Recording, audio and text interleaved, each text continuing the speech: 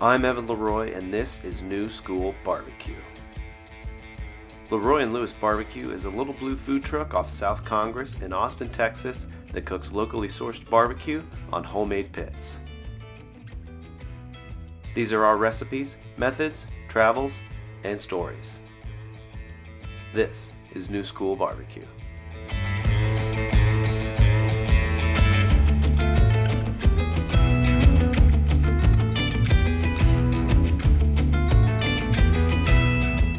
Hey barbecue fans, Evan LeRoy here. This is our Beet barbecue sauce video. This is our signature barbecue sauce, and I talk a little bit about it in the beginning of the video and why we chose to make it this way and the flavor profile that we're targeting. But the thing that makes this sauce really special is how it makes plates pop. Beautiful bright purple color. Just adds another dimension to our food and our trays and our barbecue. It's got everything a normal barbecue sauce has.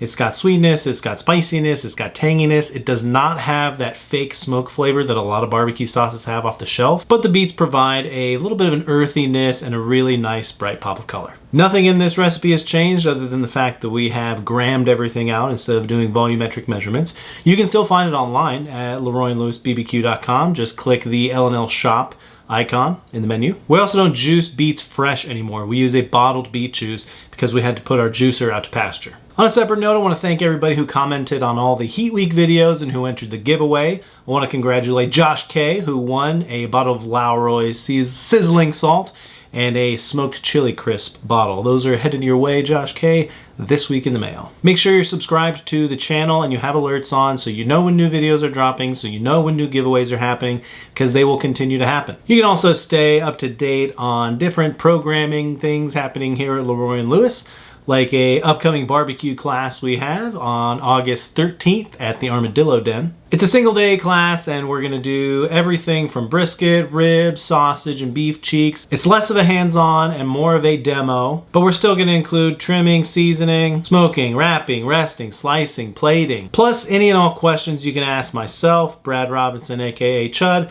or any of our barbecue or front of house team at LeRoy and Lewis.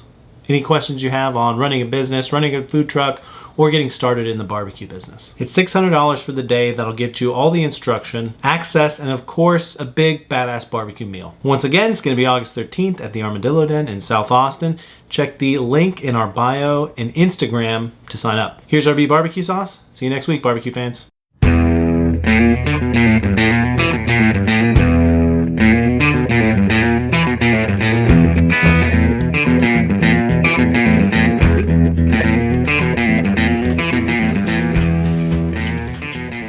Hey patrons, we're back with more content after Heat Week, and we just kind of wanted to show you guys how we do our just regular barbecue sauce and kind of give our thoughts on barbecue sauce in general. You know, should it not be acquired or used on meat. Barbecue sauce, it belongs on a barbecue plate, always on the side. It's just like the pickles or the onion. It's there to support the meat and the sides and everything else. It's a supporting actor. It's not the star of the show. But having it in there makes everything else better, especially if it's interesting or if somebody has a weird take on it. You know, for a lot of folks, barbecue sauce defines their barbecue, right? We think, or it's kind of an old way of thinking now, but a lot of people think that, you know, Texas is like a peppery tomato-based sauce. Carolina's more of a vinegary sauce with pork. Kansas City is more of a sweet sauce. South Carolina is a mustardy sauce. That's kind of where people, you know, 90s to early 2000s had like separated regions of barbecue was by what kind of sauce they put on it and not by the actual cooking style, which is how barbecue is actually separated. You go to barbecue restaurants, you'll see a lot of just, you know, sweet sauce or a spicy sauce or a tangy sauce or maybe a fruit-based sauce. And we wanted to do something different. At Friedman's, the last place we worked, Bradley and I together, we had a smoked beet dish on the menu. And we've started to do something similar here recently, but I wanted to bring something over to this barbecue place with beets in it, and I just kind of, you know, thought about barbecue sauces and what they were missing, and some kind of earthiness was something that I didn't really get in a lot of barbecue sauces. So I made a couple different barbecue sauces, and I ended up mixing them all together.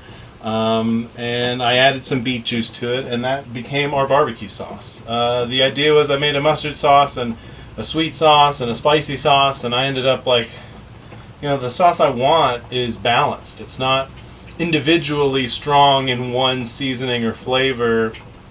It's just balanced across all seasonings, right? So it has, enough ketchup in it, to kind of caramelize if you put it on a meatloaf. Has enough mustard on it to kind of really go good on a sausage. Has enough vinegar in it to really stand up to, pork dishes. Has enough sweetness in it to really kind of round all those flavors out. And it has enough spiciness to it to, kind of be bold, and pepperiness to kind of be a Texas barbecue sauce. So, and this is the way I would start any barbecue sauce. It's a mixture of ketchup, mustard, sugar, vinegar, and Worcestershire sauce. And then any spices you add to it after that, any flavor profile you add to it after that, is based up to your discretion. Like I said, I like them balanced, but it kind of depends on what you want in a barbecue sauce. We can do, we're working on a golden beet barbecue sauce. It's going to be a kind of a mustardy barbecue sauce, and that's going to be another in our line of beet barbecue sauce.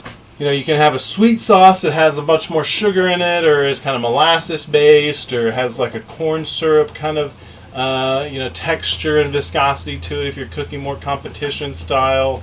If you want to do more of like a dip, like a hot barbecue sauce, you can take those ingredients that I talked about, or even the sauce itself, and just add about the equal volume of beef stock or any kind of stock, and some sliced onions, and just let that cook down.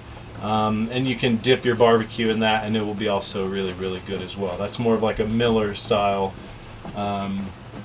sauce. This sauce can be found on our website, LeRoyandLewisBBQ.com.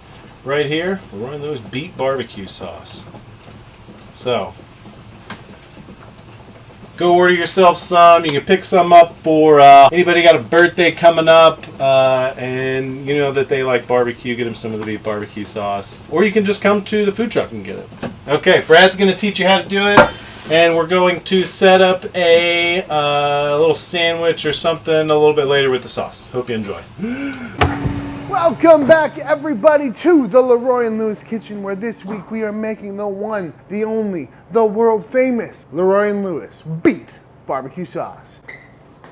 Barbecue sauce can vary from state to state, region to region, country to country, but here in Central Texas, we like to keep it pretty balanced. Kind of sweet, kind of tart, kind of savory, typically ketchup based, because we're not trying to make anything too thin that we're gonna mop on. We're not trying to make anything too thick that we're gonna glaze with. We're just trying to have a really nice, balanced condiment that pairs really well with fatty meats, a little bit of acidity, a little bit of sweetness, something that's not gonna be the main star of the show, but will help everything go down nice and easy. So to start out, we are going to get all of our dry ingredients together with our wet ingredients, starting with 2 quarts, also known as 8 cups of granulated sugar, to which we're going to add 1 cup of salt, 2 cups of ancho chili powder, 1 cup of granulated garlic, and then we've got a 1/4 cup of cumin, a 1/4 cup of paprika, and a 1/4 cup of cayenne.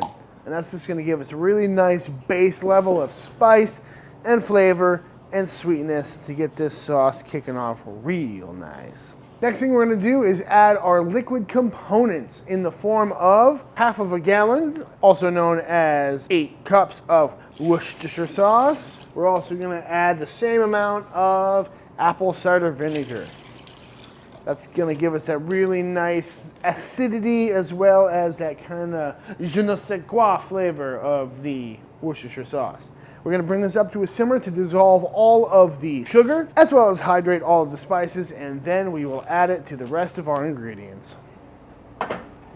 While we wait for our liquids and spices to come up to a simmer, we are going to assemble the rest of our ingredients, starting with 2 number 10 cans, which is, 114 ounces times 2 of good old-fashioned ketchup. In it goes. To which we're going to add 1 gallon of good old-fashioned yellow mustard. Beep. And while we're at it, we're also going to add in 1 quart, aka 4 cups of 16 mesh black pepper. I could have added this to the spice mixture, but it tends to stick to the sides of the pot. So, don't want to lose it. So, into here it goes. And of course, our beet barbecue sauce would be nothing without the beets. All the other ingredients put together would make a fine barbecue sauce. But what makes ours nice and red and that earthy flavor you get is from these. These are some good old-fashioned red beets. So we're gonna throw them right through this juicer, extract all of the juice, and then we'll toss it in the sauce. So now we're gonna add about 1.5 quarts of fresh beet juice to this barbecue sauce. Oh shit, it's over boiling. As well as all of our simmered spices and vinegars and Worcestershire sauce. Now we're gonna pop in the immersion blender. We'll have ourselves a big old batch of beet barbecue sauce. Woo-hoo-hoo! There you have it, folks. That is a big old batch of beet barbecue sauce. Beautiful, flowy, red beet barbecue sauce. I'm telling you, this goes great on pretty much everything. Also add some really good color to the ribs.